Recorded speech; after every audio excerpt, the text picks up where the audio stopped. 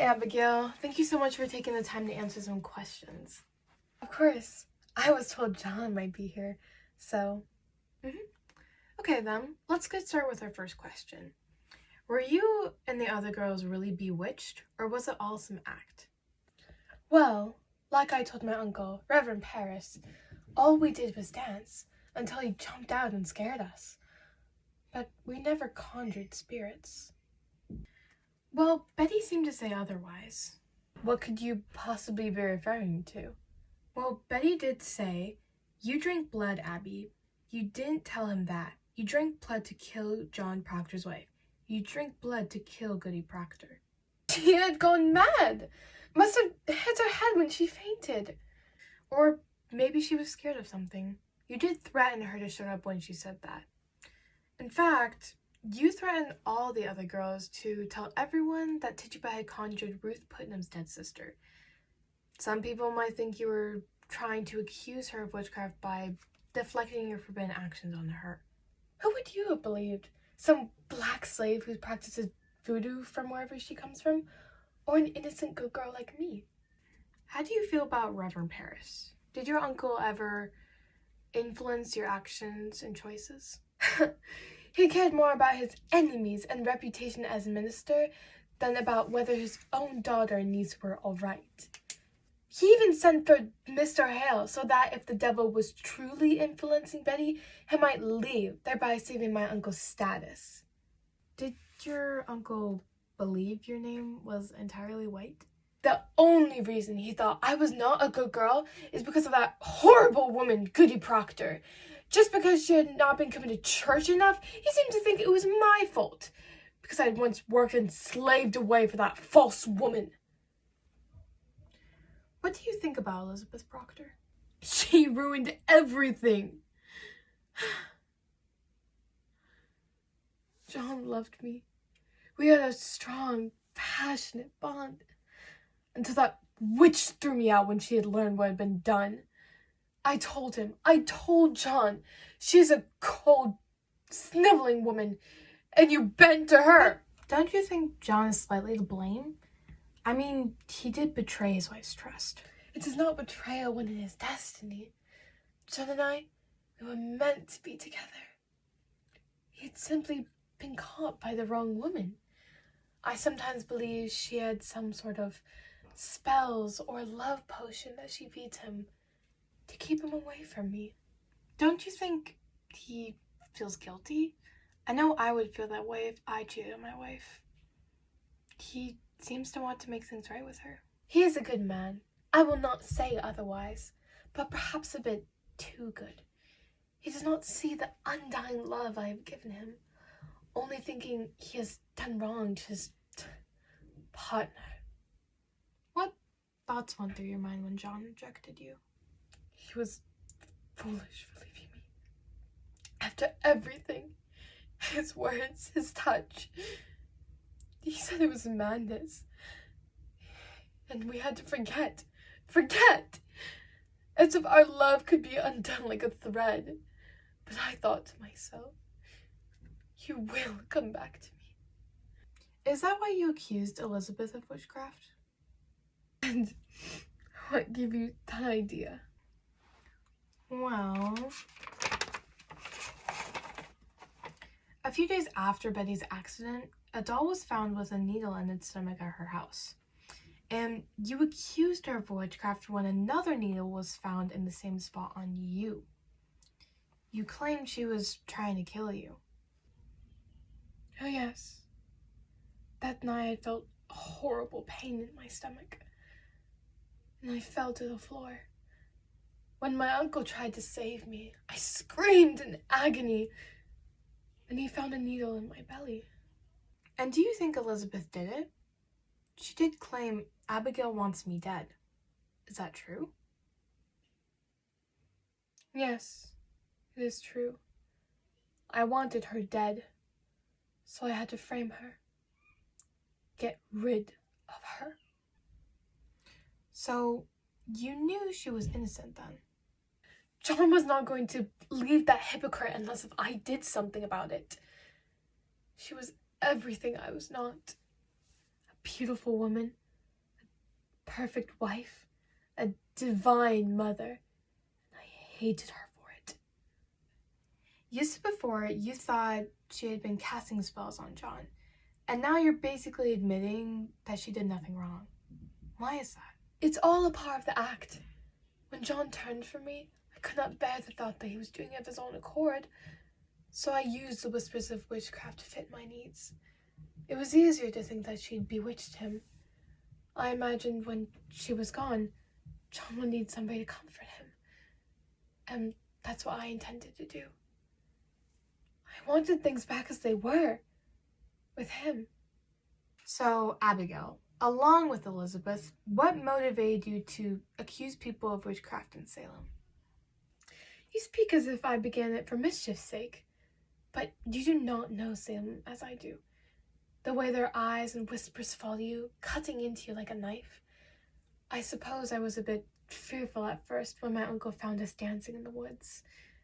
I thought soon his mind would go to witches, so if I had not suggested first, they'd have called me one. Did you ever feel guilty for the people who were hanged because of your accusations? Maybe some of them were innocent. Do you think guilt comes easy in Salem? Everyone in town was too eager to see each other's sins. They would rather hang their neighbors than look at any facts. I did what I had to do to survive, to save myself. What would you say frightened you the most during the witch trials? 'Twas not the devil I feared. It was the lie that we had started had grown beyond us. At first it was all just a game, a way to keep myself safe and out of suspicion. But when others' eyes landed on me, they knew I was lying. But they kept quiet. They wanted to believe. That's what horrified me the most. That nobody cared about the truth anymore. The devil was not around us. He was inside us. How did you feel about Mary Warren testifying against you?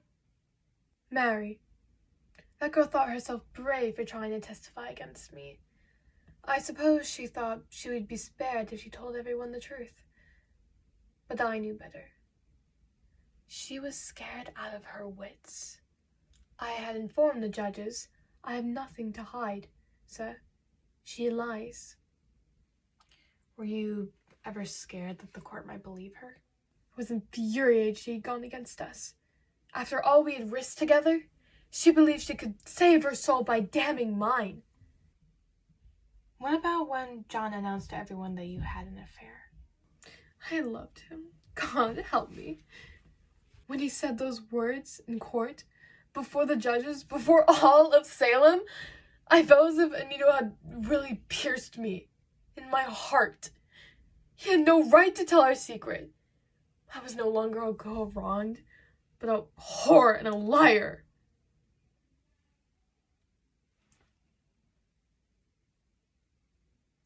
But if all of what you said is true, how did you make your lies in court sound so believable? All I did was give them facts that made their fears meaningful. The town was drowning in panic. Crops failing, children dying, sin hung around the air. They all wanted someone to blame for the things they could not understand. I did not conjure the devil, but rather the belief in him. Do you think that the other girls followed your lead because they were afraid of being hanged by the court? Aye, they were afraid. 'Twas a fear of punishment. Being called a witch, we were already condemned as one. When I spoke of spirits, saying we were bewitched, they followed, not out of loyalty, but from the dread of extinguishing the fire that was already setting ablaze among us. Do you think, at some point, the other girls believed in your lies as much as you did? Aye, they did believe. Maybe not at first, but when you cry spirits long enough, you start seeing them yourself. In the shadows, the cold air on your neck. I believe that God had given me a purpose, to face the truth. I was the girl who would ignite that fire in Salem until all of their lives were no more. How do you believe the people in Salem would have reacted if you had told the truth? Would they have believed you? Lying is considered to be against God. If I had told the reality of the case, I would have been hung before sunset. Or they would think that I was lying about lying for the devil out of faith. The truth has no voice when beliefs are already too well built up on devotion. Do you imagine yourself as a victim, a survivor, maybe even a bit of a manipulator? Victim? Perhaps, while I still lived under my uncle's rules. Just a girl who was so small that the only way to be heard was to scream loud enough. Survivor? I lived through that madness and survived, but at what cost? Of my innocence? Manipulator. I had to do what I did to live. It was for love. For John. Were you ever really in love with John? Or was it all just some way of getting more power and control? What? No, never! I loved John. When he looked at me, I was not some orphan or slave girl. I was seen. That's no power of control, that's the power of love itself. When John came to my house to see if Betty was all right, I said to him, John, I'm waiting for you Say you had the option to go back. Would you have changed any of your actions during this whole story?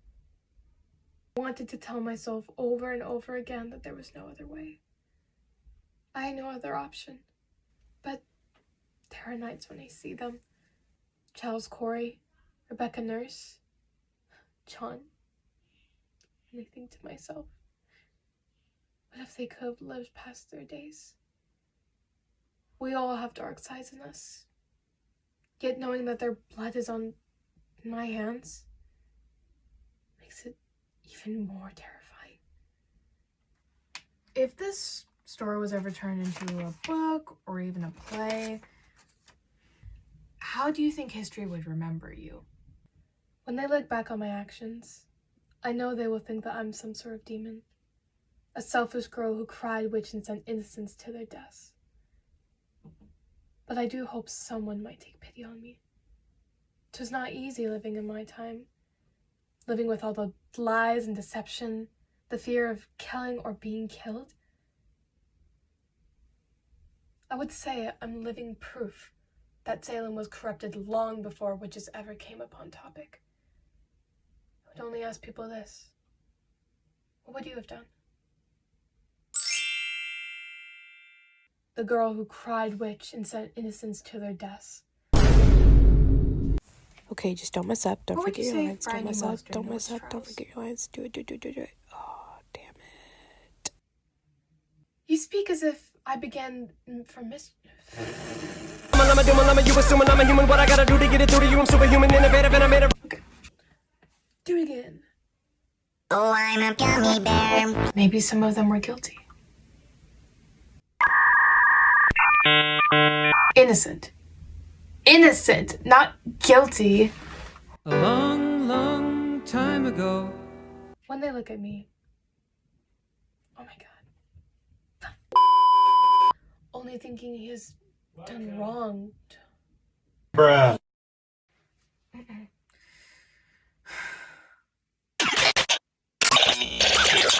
Don't get quieter. Get louder if you have to. No, get quieter.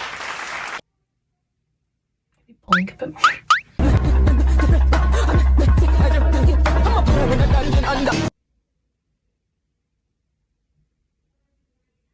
No. Oh yeah.